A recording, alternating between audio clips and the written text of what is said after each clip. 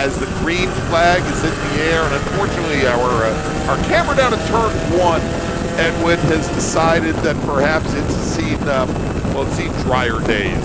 So we're going to catch the pack as they come out of turn 1 into turn number 2. But heading down there for the first time, Jamison Huffman able to get a leg up on Stephen Shue, but coming down into turn 3 for the very first time, Shue now has to hold off Liam Kerper, who has gotten around that light blue number 7 of Keith Frazier. So move Keith Frazier now back in the 4th. Jisoo Kim in the bright yellow number 11. He had a very strong race yesterday as well. He is currently sitting in now not 5th position, but quite a bit further back. It looks like he's fallen back to 6th behind Robert Skinner. Wet racetrack and rain tires make for big rooster tails, which means you're in the middle of that pack. Some areas are going to be a vision area. Now look, you can tell that part of the track might actually be a touch drier. You're not seeing it, but also the cars are a little bit slower, so we're not kicking up as much wet lava. As the leaders are going through that area down there, that's the area that's given us the most issues today. Right there, little bit of a slide as they got big slide there and off.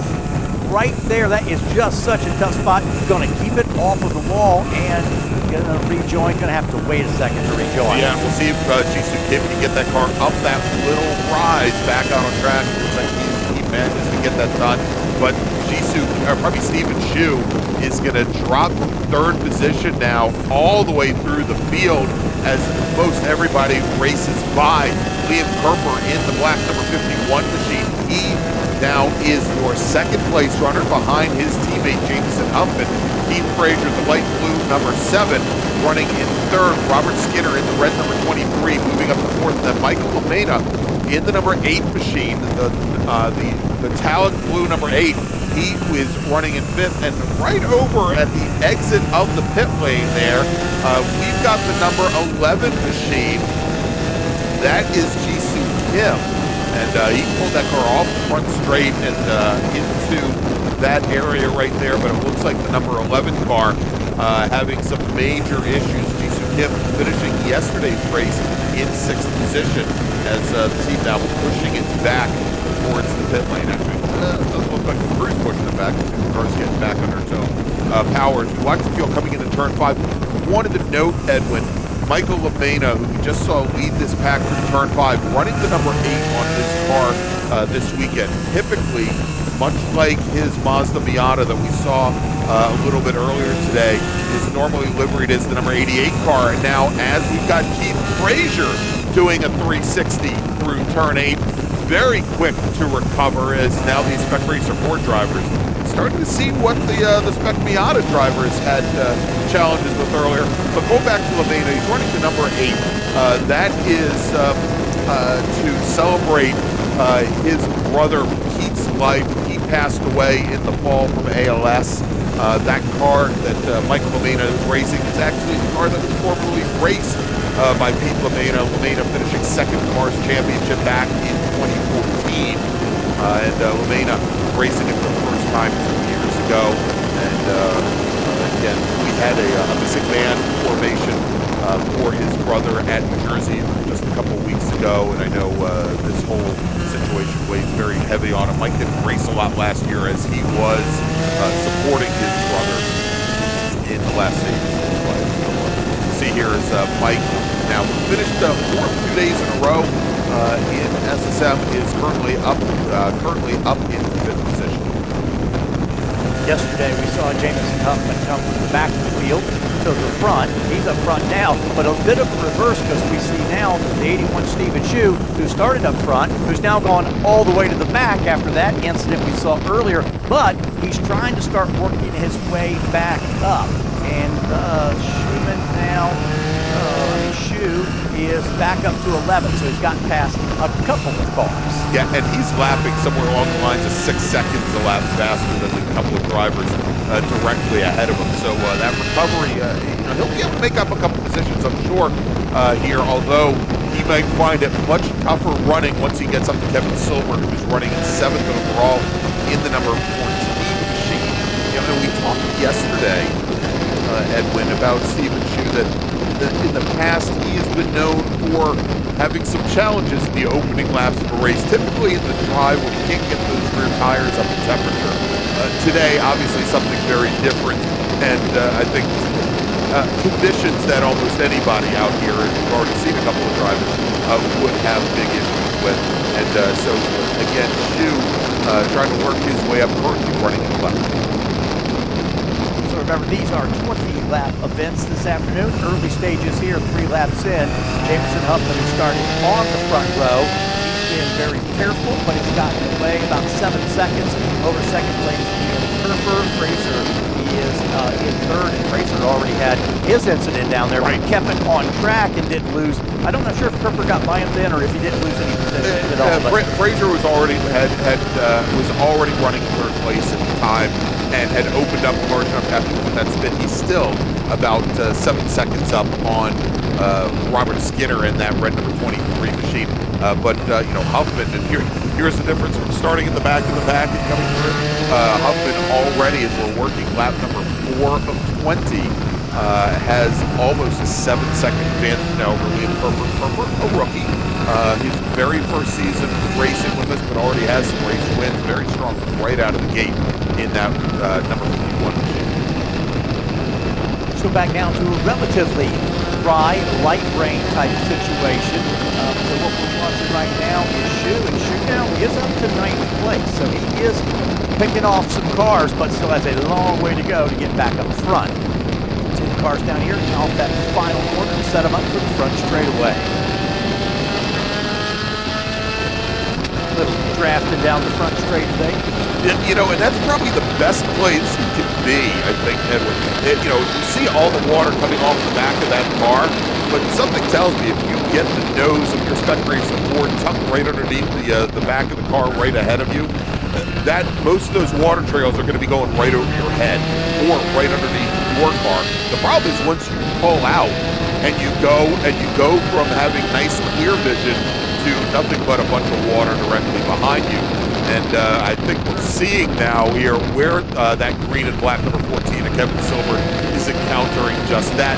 He actually pulls a little bit to the inside on Mike LaMena, I think more than anything, is just to give himself some clear vision. Yeah, LaMena running in 5th, and then Silver, the 14 car, he is in 6th. So that's the battle right there coming at you for a top 5 here. They've run nose to tail pretty close for a while, and then still a ways back. So Shu, as I mentioned, he's up to 9th. He still has a gap to try to catch these guys. It'll get a bit more difficult the further he comes up. That is 5, 6, 7, 8 all running together. All right, and so we see where Silver now scheduled to start 12th position today because we didn't have the 57 of Don Privet or the 0 of Richard Herman take the green.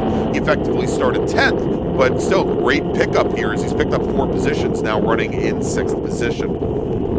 Takes a peek to the inside. That's tough to really get inside on that corner because you're giving up so much speed to try to stay on the inside. Right. Your better shot is here, and again, draft down the front straightaway, try to do something into 1, which is exactly what he's trying.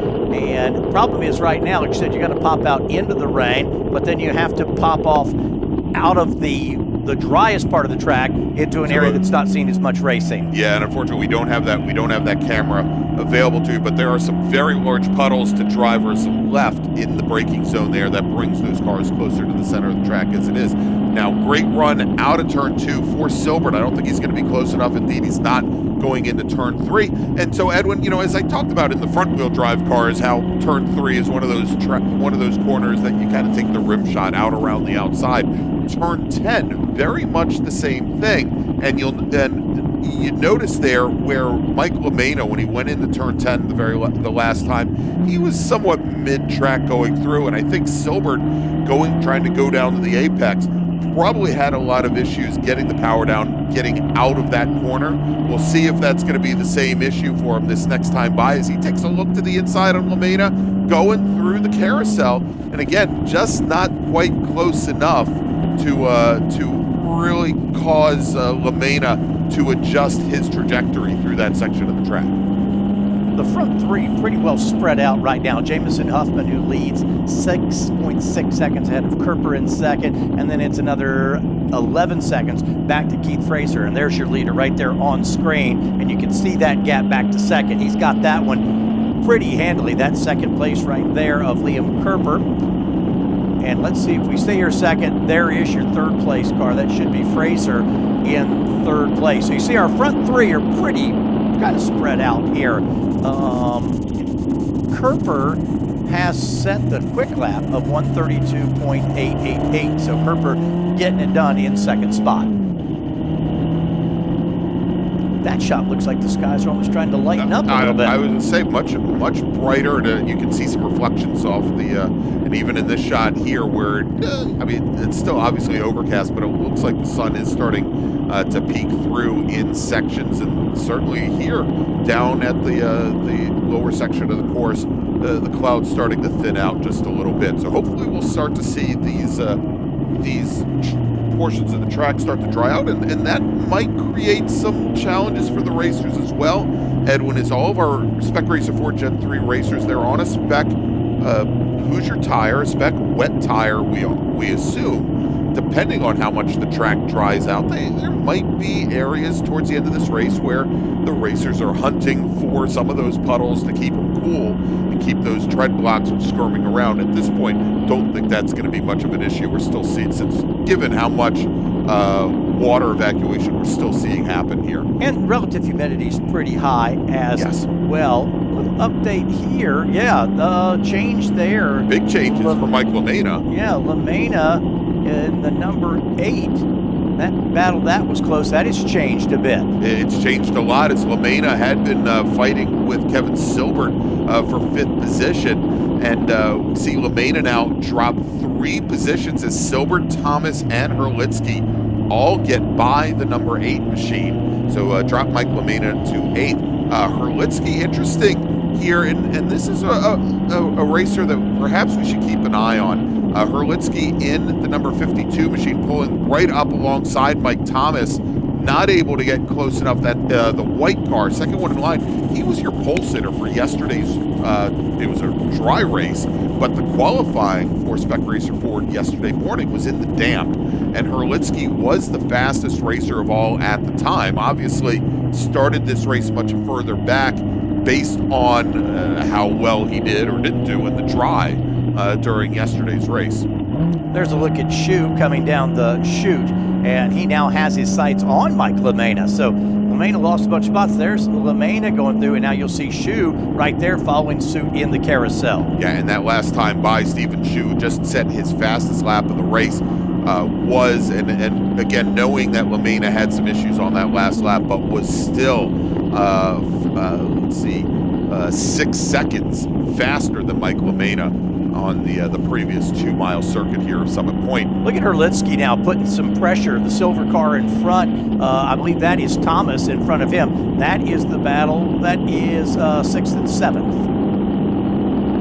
Right there. Good race. And 6th and 7th. Down into 1, and definitely skies are brightening to get it done. And we're going to see here, but I think we might have a new 4th place racer as well.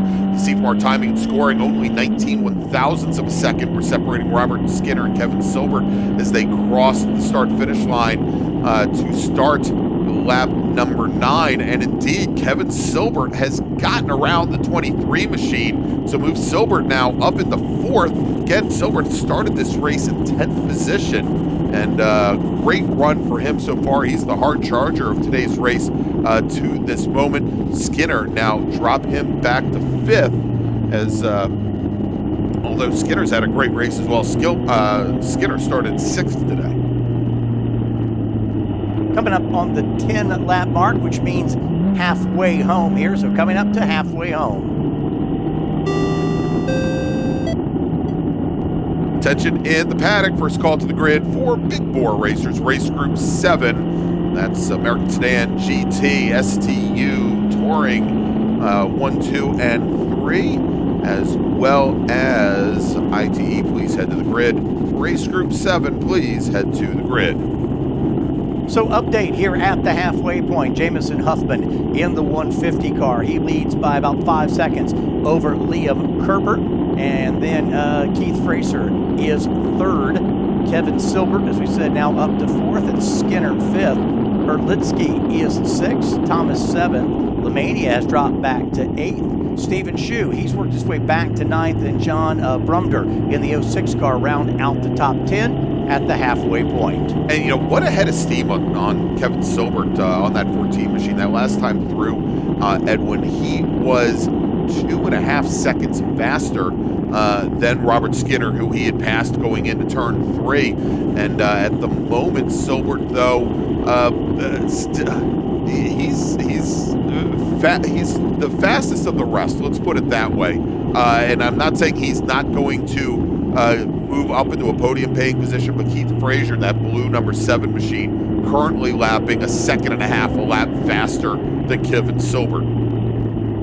Good battle, I think, right here in the top 5. We should see right there, trying to pick out those 2 cars, but the 54, Mike Thomas there, that silver car, I believe, third in your shot. But those guys are all running real tight. We'll see off the corner here. That's Silbert coming through now, and then and going off in the dirt and into the grass. That was, I believe, that was the 23 of Robert Skinner going wide. We're going to get a confirmation from that from our corner station. Yeah. Let's see if we hear who that is. And indeed, yeah, that is the 23 machine of Robert Skinner. He was running fourth at the time ahead of Kyle Herlitsky. He's now going to drop through the order, and he has not been able to get that car moving. You're just sitting in the mud right there. It's so frustrating. And that's one, if he can't move, they may have to go get him because he's not in a good spot. And we just heard he's re-entered. Good job. All right, so he gets that car back underway. There he is now, heading up through. Well, he got the car back underway, and it looked like a couple drivers who were already trying to negotiate a very difficult corner over in turn 8 perhaps weren't ready for him to do that. But there we go, is the 23 machine back underway. And one of those drivers who got around the 23, that was the 51 of Liam Kerper running second. And Kerper trying to make his way through some of the slower traffic. And I believe that was the 06 of Brumder just ahead. But as our leaders are trying to make their way through some of this slower traffic, you know, we've talked about how difficult it is to pass when there's no there's no dry line here. But certainly the leaders, they're trying to find the most judicious, the safest places, I think, to make passes, as it is on the front straight, for example, as we see our leader now, that being Jamison Huffman, that black and red number 150. And he's given up some ground again and trying to be safe and getting around some of these slower drivers. Kerper has knocked a couple seconds out of Huffman's lead, and I think the next time they come to the line, we're probably going to see that what is a 4.5 second gap perhaps contract a little bit more. That off track there gave a spot back to Shue. So Shue up to 8th, just trying to follow his advance. There's your leader. And everybody has a little, like I say, there's a little bit of a drift and a slide through that corner when they come through. And no, I'm sorry, there's Huffman there who just went by. He's got a nice lead over Kerper, but it's Kerper still 4.7. So Kerper's still trailing by 4.7 seconds. All right, and see here, coming out of, let's see, actually not coming out of turn 10, because that's Fraser out of turn 10. Wanted to try and check back in on Stephen Shue as he is starting to, you know, again, make his way through the field on his recovery drive. He was starting to close things down on Mike Lemana, and here they come right now through turn 8. Stephen Shue currently running in 8th, having been right up at the front of the field in 3rd on the back of the number 8 machine, Lemana. Shue's going to take a look to the inside. He knows Lemana has been running wide through turn 10, and the 2 drivers come through turn 10 through the fastest corner of the course door to door, or actually side pod to side pod, and now taking over 8th position, or probably 7th position, is Stephen Shu. Drop LaMena, who was as high as 5th, now back into 8th. And he's going to work on Thomas. As soon as they get to turn 1, Shu kind of took a peek on Thomas. We'll see him in this camera coming up right here. See how hard now Shu's going to put the pressure on that car. There's Silbert in the 14. There's Thomas. And so Thomas leading Shu, and LaMena is still there. They're not getting away from him. But that is 6th, 7th, and 8th place. Yeah, and they made up a lot, both of them made up a lot of ground on Mike Thomas coming past start finish and down into this section of the track. As Stephen Shu now, he's going to take a look to the inside, try to get the car underneath the number 54 machine. Car 54, where were you? And just ahead of them is Herlitsky in the 52 machine as he gets very, very loose. He goes off into the grass, and it looks like he's lost some body work as well, Edwin, as he deposits a bunch of fiberglass there up against the tire wall. He continues, so we may stay green. I see him moving way over there under the tree, and he is going to continue, so we should stay green, but that'll let Shu pick up another spot. Crazy racing down at the bottom of the side of this place. Yeah, indeed. And so, Shu had to get that pass done before they came up on the incident, because there was a local caution over at turn 7 for Herlitsky. Did manage to get that done in plenty of time. And so Stephen Shu now up in the 5th position, and he'll be coming, let's see, we'll see him coming into view here in just a moment. He's starting to close things down on Kevin Silbert on that black and green number 14. As a matter of fact, there you go. Silbert moves all the way over driver's left. I don't know if that was just a laydown for Stephen Shu, but moves Stephen Shu now up in the 4th position. And Herlitsky, who we just saw go off track, lose a lot of body work, he has come on to pit road. He was able to safely return, but he is on pit road. They should be able to finish this race. Then they'll go out and pick up his body work, but the whole rear body work off the car. In fact, you can see it in that camera angle there. That little piece of white up against the tire wall right there. The car just went by. That's the whole back half of Herlitsky's car. Now, on the bright side, and that body work usually plays such a huge part in the aerodynamics of these spec racer Fords, but I think given the slower speeds that we have in this race because of the very wet track, probably won't hurt that car nearly as much if he chooses to take it back out on track. But at the moment, he's still on the pit lane talking to some of our race officials, I think trying to determine whether or not he's going to return to the action. So timing your scoring resets there, so you do see there goes Silbert by Shu. Like I said, he's gotten by Silbert safely into 4th place. But let's see how far. He's still way behind where Jamison Huffman is. Huffman has had a very clean race, and so he's out front. In fact, we'll see Huffman coming off the final corner now, and you see the other car. So there's your leader on the front straightaway. The other guys are just now getting to the chute. Yeah, and so Kerper, who crosses the line, he knocks, that time by. I was going to say he knocked some time out of Huffman. That's not exactly true. Huffman was 51 1/1000ths of a second faster than Liam Kerper on that last circuit of the race. Yeah, they're kind of trading. They're trading quick laps here.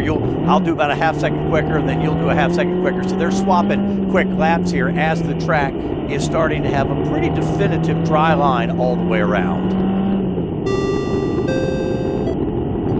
Attention in the paddock, race group 7, Big Bore racers, please head to the grid. Your race is next. Race group 7, Big Bore racers, please head to the grid. 5 to go here. Jamison Huffman has had it all his own from the start. He's watched guys behind him have issues. Some of them have scrapped back into it, while others have had to head for the paddock earlier than they had planned. But it's been all Jamison Huffman so far today. Kerper, as we mentioned a couple times, has kind of cut into that lead a little bit, only then for Huffman to record another quick lap. All right, and now door pod going down into turn 1. No, we don't have the camera for it, but we've got Mike LaMena challenging now Mike Thomas for 6th position. LaMena got on the binders a little bit earlier, Edwin, and so when they come out from behind the trees there and make their way back out, I was going to say we'd see Mike Thomas with the position, but no, we've got a local caution down at 1, and I believe Mike Thomas is off. Well, now he's rejoined. There he is. And so LaMena, who had inside position, man, was able to hold it, whereas Thomas, we're getting word now, had gone all 4 wheels to the outside of turn 1, onto the gator teeth there, managed to recover the car, but in the meantime, ended up losing probably a good 10 seconds to LaMena, and Mike Thomas now back in 7th. Yeah, and you've got a pretty serious gravel trap down there, so it's going to catch the car. So sometimes just getting back on track can be a handful, but nice job by the 54 of Thomas, keeping the car rolling. He returns to the race, and we only have a handful of laps to go. So Huffman, Kerper, Frazier, and then Shu. And I want to see how far Shu is behind. Timing's going to reset right here. And Shu's 21 seconds behind Fraser. That is for the last podium spot. So unless Fraser has some issues here, Shu will, his recovery from his earlier spin will get him all the way back up to 4th, but no further.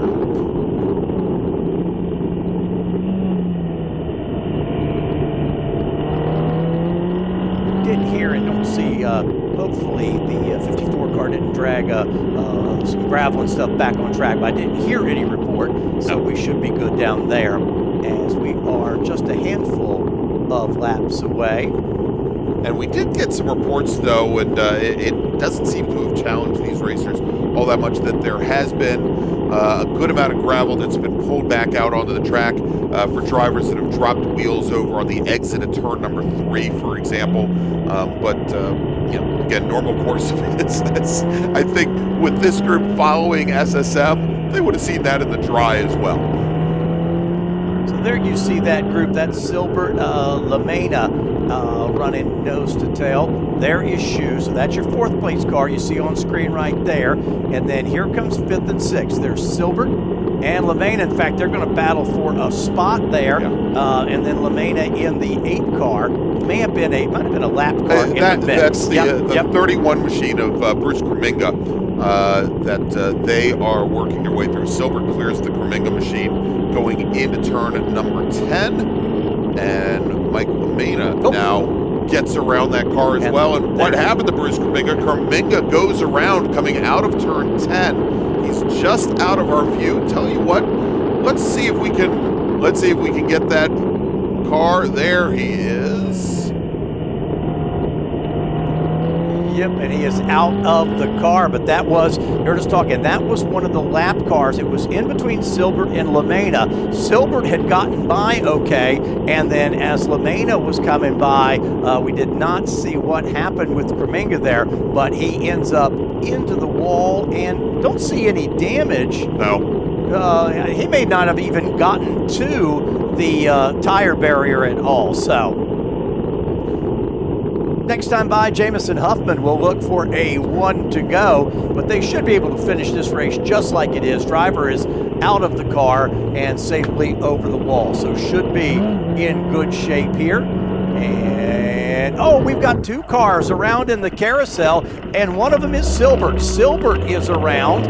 He continues, and another car, so 2 cars around in the carousel, and one of them was Silbert. Oh, my.